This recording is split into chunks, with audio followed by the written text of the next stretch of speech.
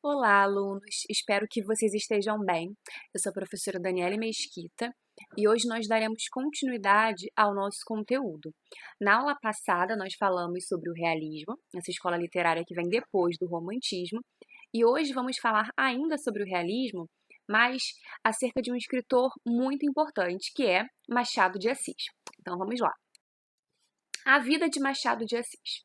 Sendo um menino pobre, pardo, gago, epilético e filho de mãe lavadeira e pai operário, Joaquim Maria Machado de Assis, a gente geralmente só conhece, né, por Machado de Assis, contrariou o destino a que estavam fadadas muitas outras crianças que se encontravam na mesma situação que a sua.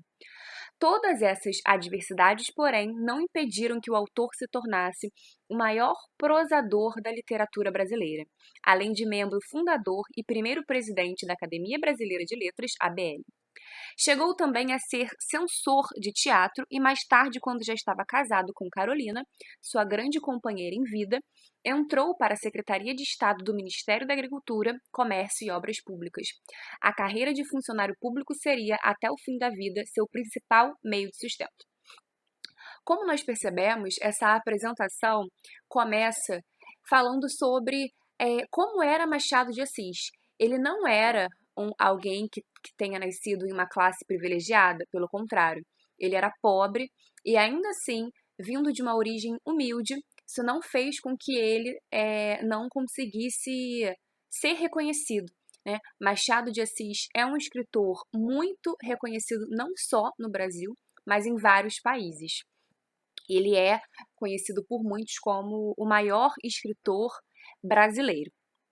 Enfim, ele terminou, o seu meio de sustento foi o funcionarismo público. É muito comum que, não só com Machado de Assis, mas com vários outros grandes escritores, aliás, Camões, por exemplo, é muito comum que eles não tenham esse reconhecimento literário e, consequentemente, financeiro em vida. Então, a carreira de funcionário público é que seria o principal meio de sustento de Machado de Assis.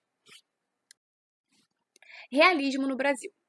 No Brasil, o realismo começa em 1881, com a publicação da obra Memórias Póstumas de Brás Cubas, de Machado de Assis. Então, é ele que vai inaugurar essa outra escola literária. Então, o fim do romantismo, o início do realismo.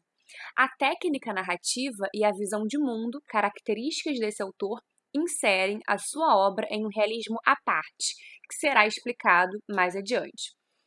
Então, gente, embora Machado de Assis seja, de fato, o maior escritor realista brasileiro, é mito que Machado de Assis só tenha obras realistas.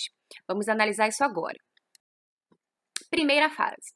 Então, a obra de Machado de Assis é dividida em duas fases. Primeira fase, composta de 4 romances. Quando a gente diz romance, gente, vocês já devem ter estudado. Romance não significa uma história de amor. Romance é uma narrativa longa, é uma história longa. Composta de quatro romances, que vão ao encontro das características do romantismo. Ressurreição, 1872, A Mão e a Luva, 1874, Helena, 1876 e Iaiá Garcia, 1878. Essas obras inserem-se no romantismo convencional, em que encontramos o amor contrariado envolvendo a família, o casamento e o dinheiro. Apresentam um enredo, uma história sentimental, que torna a nossa história, o nosso enredo, por vezes enfadonha. Nota-se que o sentimentalismo presente nesses livros era sóbrio se comparado aos demais escritores românticos. Todos, exceto Ressurreição, destinavam-se à publicação em folhetins, então era muito comum que as histórias fossem publicadas em folhetins. Então, tínhamos um capítulo por dia, ou um capítulo por semana, enfim. E depois depois da publicação, normalmente, esses livros, quando faziam certo sucesso, se tornavam romances, né? Que eram distribuídos parceladamente em jornais ou revistas. Dessa forma, pode-se depreender que a intenção primeira da criação desses textos era entreter o público, cerceando a liberdade criativa do autor. Então, gente, como eu falei, a obra de Machado de Assis é dividida em duas fases. Aqui nós temos a fase que seria aquela romântica, porque olha só, essas obras mencionadas anteriormente estão inseridas num romantismo convencional. Então a gente vai ter o amor contrariado, que vai envolver a família, envolve o casamento, envolve dinheiro. Era muito comum que as pessoas se casassem com alguém que tivesse ali uma situação econômica parecida, né? Enfim. E esse amor contrariado que envolve a família também aparece no romantismo, esse amor. O amor, principalmente. O romantismo ele é dividido em 3 gerações. A gente tem a geração nacionalista, a geração ultrarromântica e a terceira fase, que já é bem diferente, que é a geração condoreira. Então, o amor, esse sentimento profundo, vai aparecer retratado muito no romantismo, ok? Machado de Assis. Então a gente não pode dizer que ele não apresenta, que ele não fale, que ele não retrate o amor, né? Enfim. Ele vai ter essa parte, essa fase mais crítica, mas ele também vai retratar esse amor na primeira fase. Segunda fase, considerada a fase madura do escritor, é composta de 5 obras: Memórias Póstumas de Brás Cubas, Quincas Borba e Dom Casmurro. São 3 obras muito conhecidas de Machado de Assis: Esaú e Jacó e Memorial de Aires. Esse é o momento realista de Machado de Assis. Observa-se uma mudança radical. Aquele escritor que na década de 1870 apresentava-se conformado diante dos valores burgueses, transmuta-se dos valores burgueses em um artista crítico, irônico e pessimista. Então, a segunda fase de Machado de Assis, na última aula, eu lembro que eu falei bastante, fiz essa diferenciação com vocês, de romantismo e realismo. Então, o realismo, como o próprio nome diz, ele vai trabalhar com a realidade, né? E o romantismo, ele trabalha com a idealização, trabalha com o escapismo, com a fuga. Então, a pátria é idealizada, a Índia é idealizada, e já na escola literária seguinte, no caso romantismo, isso não tem toda essa força, né? Pelo contrário, Machado de Assis vai buscar uma faceta da sociedade mais realista, mais cruel, ok? Então esses romances, Memórias Póstumas de Brás Cubas, Quincas Borba, Dom Casmurro, são livros muito importantes na obra de Machado de Assis, ok? Então, a primeira fase de Machado de Assis é mais romântica, ao passo que a segunda já tem, de fato, uma identidade maior, com a escola literária, de fato, com esse realismo, beleza? Vamos falar agora das características da obra de Machado de Assis. A primeira delas é a análise psicológica. Então, o autor vai revelar o universo íntimo, o que está na cabeça dos personagens, né? E não somente aquilo que pode ser visto por qualquer pessoa, mas, ou seja, através disso, nós temos acesso àquilo que jamais as pessoas ousariam revelar, não é mesmo? Porque está dentro, está no psicológico delas, está na mente delas. Crítica à sociedade. Machado de Assis é um autor extremamente crítico. Ele é extremamente crítico. Então, além da questão da análise psicológica, Machado de Assis, principalmente também, né, a crítica à sociedade também vai se dar através dessa análise psicológica, porque temos as pessoas, os indivíduos apresentam pensamentos, apresentam valores que talvez eles não revelem. Então, Machado de Assis vai fazer críticas à burguesia, à hipocrisia da burguesia, vai fazer crítica à aparência, à sociedade que quer parecer ser algo que não é, ao parasitismo social, ou seja, a uma sociedade que muitas vezes não produz, que fica ali, entre aspas, sem fazer nada, né? Há esse jogo de aparências, então, que na verdade é algo que existe até hoje. Essas características estão presentes no romance Memórias Póstumas de Brás Cubas. Vamos falar desse romance daqui a pouquinho. Nesse romance, o defunto autor ele não vai medir palavras, ele não vai ficar pensando muito no que ele está falando. Então, ele critica sem nem pensar e ele vai ridicularizar o meio no qual ele viveu. Ironia. Machado de Assis é um escritor extremamente irônico. Então, a ironia vai fazer parte das obras dele da segunda fase, como um reflexo da descrença no ser humano, que acima de tudo e de todos busca a sua plena satisfação, não importando os meios que utilize para esse fim. Então, muitas vezes o ser humano deseja conseguir algo e ele não se preocupa com a maneira como ele vai conseguir determinada coisa. Agora, trabalho de linguagem. É papel da literatura se preocupar de fato com a maneira como as palavras estão sendo dispostas, com aquilo que está sendo dito, né? Mas alguns escritores vão acabar se preocupando com isso de uma maneira mais significativa, e Machado de Assis é um deles. Machado de Assis faz capítulos, a gente pode citar Memórias Póstumas de Brás Cubas, ele faz capítulos muito pequenos, e mesmo que às vezes a gente pensa que esse livro é pequeno, ele escreveu muito rapidamente.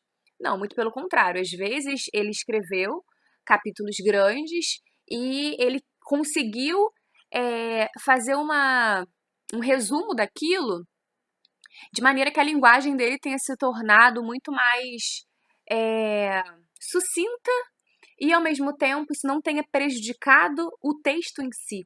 Então, Machado de Assis não tem essa característica de ter capítulos tão longos. Um comentário interessante é que tem na apostila de vocês. É esse trabalho que dá um caráter de poesia à linguagem de sua ficção. O que isso quer dizer? Como assim? A poesia ela é muito mais objetiva, né? Machado de Assis, ele escreve em prosa, ele escreve romances, escreve contos, enfim. E aí, Machado de Assis tem uma preocupação de fato com a linguagem dele, demonstrada, não só, essa não é a única maneira de se demonstrar que existe uma preocupação com a linguagem, né? Estamos falando aqui especificamente de Machado de Assis. Mas ele tem essa preocupação em fazer uma linguagem concisa. E a poesia é que muitas vezes que é mais mais clara não, mas ela é menor, porque a poesia, nós temos várias possíveis interpretações para a poesia, né? Cada leitor vai depreender algo diferente, principalmente da poesia, porque o papel dela também é esse, né? Então, é por isso que a gente pode fazer essa comparação, né, entre a poesia e a escrita de Machado de Assis, ok? Depois nós temos uma outra característica que é leitor imaginário. Então, Machado de Assis vai criar em suas obras um leitor imaginário que possui fisionomia, gestos e posicionamento, com quem o narrador dialoga muitas vezes, fazendo assim uma discussão da sua própria obra. Então, gente, além disso, Machado de Assis também se dirige, né, ao leitor de maneira direta. Então, leitor, se você está cansado, então pula esse capítulo, sabe? Ele estabelece, né, através desse vocativo, desse chamamento, dessa interlocução, um diálogo com o seu leitor. Então, um exemplo. Temos aqui, observe um trecho do capítulo 4 de Memórias Póstumas de Brás Cubas. Era fixa a minha ideia. Fixa como não me ocorre nada que seja assaz fixo nesse mundo. Talvez a lua, talvez as pirâmides do Egito, talvez a afinada dieta germânica. Veja o leitor a comparação que melhor lhe enquadrar. Veja e não esteja daí a torcer-me o nariz, só porque ainda não chegamos à parte narrativa destas memórias. Lá iremos, todavia, importa dizer que este livro é escrito com pachorra. Então, gente, vocês perceberam aqui, ó, veja o leitor a comparação que melhor lhe quadrar. Veja e não esteja daí a torcer o nariz, né? Então, não esteja você a torcer o nariz. Então, ele estabelece um diálogo com esse leitor imaginário, ok? E percebam que ele faz um jogo com a linguagem dele, quando ele diz assim, só porque ainda não chegamos à parte narrativa destas memórias. Então, ele está escrevendo o texto e ele faz uma referência ao próprio texto, né? Então, pedindo para que o leitor tenha calma, né? Calma, não me torça o nariz só porque ainda não chegamos à parte da narrativa de fato. Então, Machado de Assis vai fazendo essas digressões e tem essa abertura com esse leitor imaginário. Agora vamos falar um pouquinho sobre os temas centrais em Machado de Assis.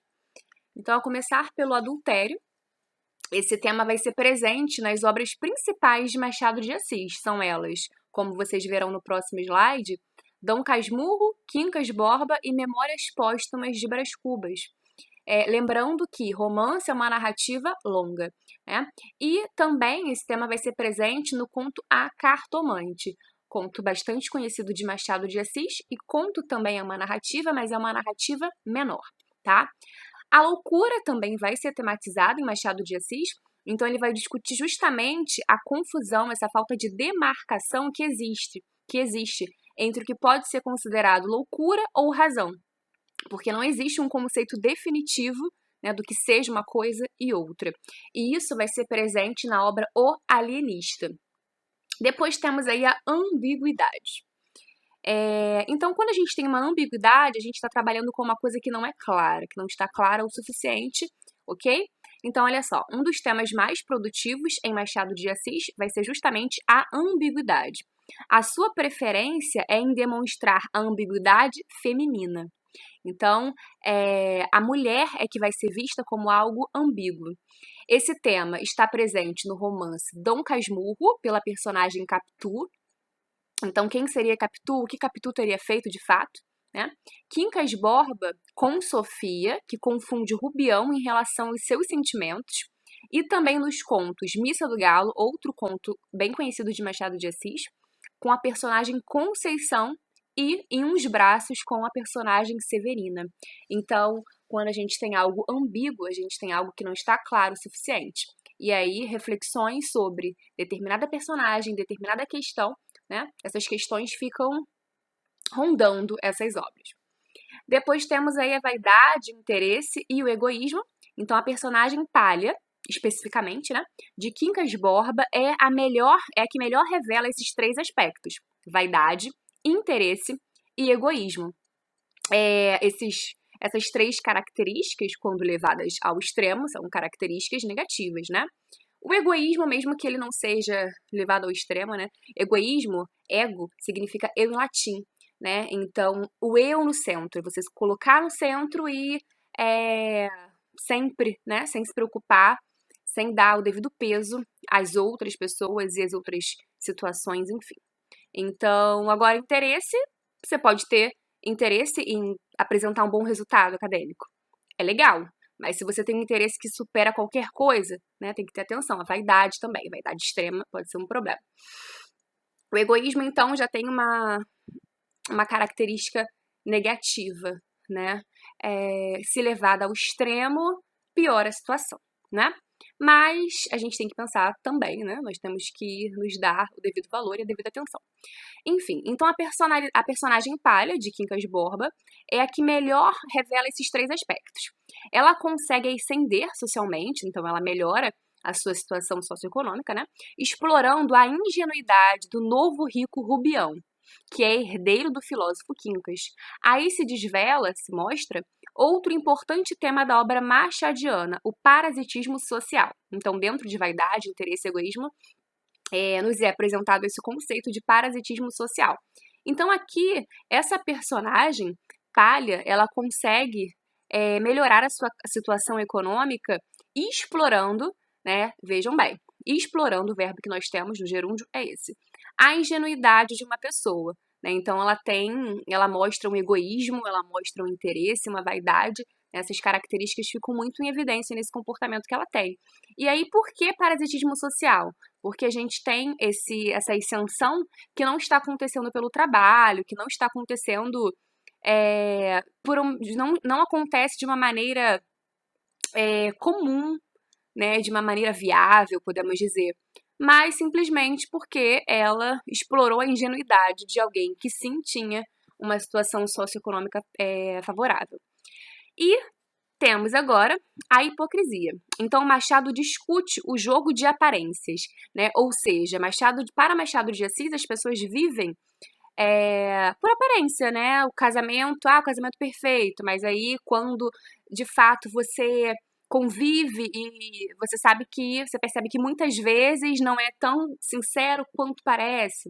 Enfim, então Machado vai discutir o jogo de aparências entre os indivíduos que, para se inserirem e se destacarem em seu meio social, e a fim de satisfazerem as suas exigências, né? Então, vivem de uma maneira hipócrita, porque querem mostrar algo que não são, beleza? Então, gente, para finalizar, vamos falar brevemente sobre as principais obras de Machado de Assis. A primeira se intitula Memórias Póstumas de Brás Cubas. É o primeiro livro realista de Machado e vai contar a trajetória de insucesso de Brás Cubas. Vai ser narrado em primeira pessoa por um defunto autor, no caso o próprio Brás Cubas, que conta a sua vida de maneira crítica, de forma crítica, toda a hipocrisia e a falsidade existente na burguesia. Então, gente, como ele já morreu, ele conta verdades sobre a sua vida, sobre a vida de outros personagens, porque afinal de contas ele não tem nada a temer. Ele vai falar sobre os seus relacionamentos que não deram certo, primeiro com Marcela, depois com Virgília, que foi a mulher com quem ele teve um filho que foi abortado acidentalmente. E também fala sobre o seu projeto não concluído de criar o emplastro Brás Cubas, que levaria sua foto no rótulo.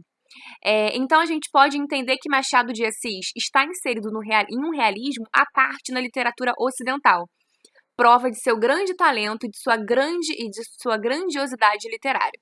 Então, gente, Machado de Assis, como eu falei, é conhecido como o grande escritor brasileiro. Se não é o melhor escritor, o maior escritor é um dos. É reconhecido em vários países, ok? E temos também Quincas Borba. Nesse caso, gente, das 3 obras, Quincas Borba vai ser a única obra narrada, né, em terceira pessoa. Vai falar também sobre o interesse, sobre o egoísmo, por meio do parasitismo social. Então, a gente já falou sobre esse conceito, né? Que seria você ascender socialmente, não através do seu trabalho, não através do seu talento, mas muitas vezes através de você ter um relacionamento com alguém simplesmente porque aquela pessoa desfruta de boas condições e você estar com ela simplesmente por isso, simplesmente pelo recurso econômico que ela tem, ou você se aproveitar de alguém, como acontece nesse livro Quincas Borba, você se aproveitar de alguma situação, você se aproveitar de alguém para tirar proveito, né, mentir, enfim. Uma obra também, para vocês verem, né, Machado de Assis é muito crítico, muito crítico. E Dom Casmurro, é o romance da dúvida. Quem nunca ouviu aquela história, né? É aquele meme. Você gosta de literatura? Gosto. Então, traiu ou não traiu? Se a pessoa falar, ué, quem? Como assim? Ah, e gosta de literatura? Não que isso seja uma verdade, né, gente? Mas Dom Casmurro é uma obra literária muito considerável dentro da nossa literatura brasileira e não só, porque como eu falei para vocês, Machado de Assis é conhecido internacionalmente. Então esse é o romance da dúvida.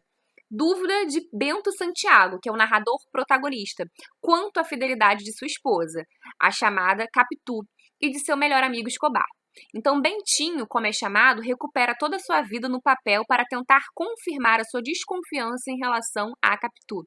E, na verdade, o livro se encerra e até hoje se debate, né, sobre essa questão.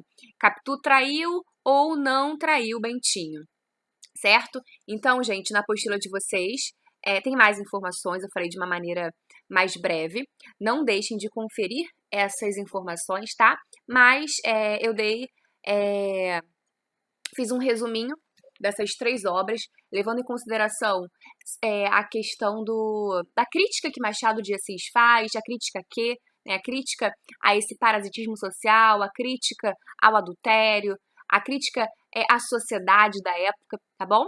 Então eu espero que vocês tenham entendido, estarei sempre aqui para poder ajudá-los. Um beijo e até a nossa próxima aula.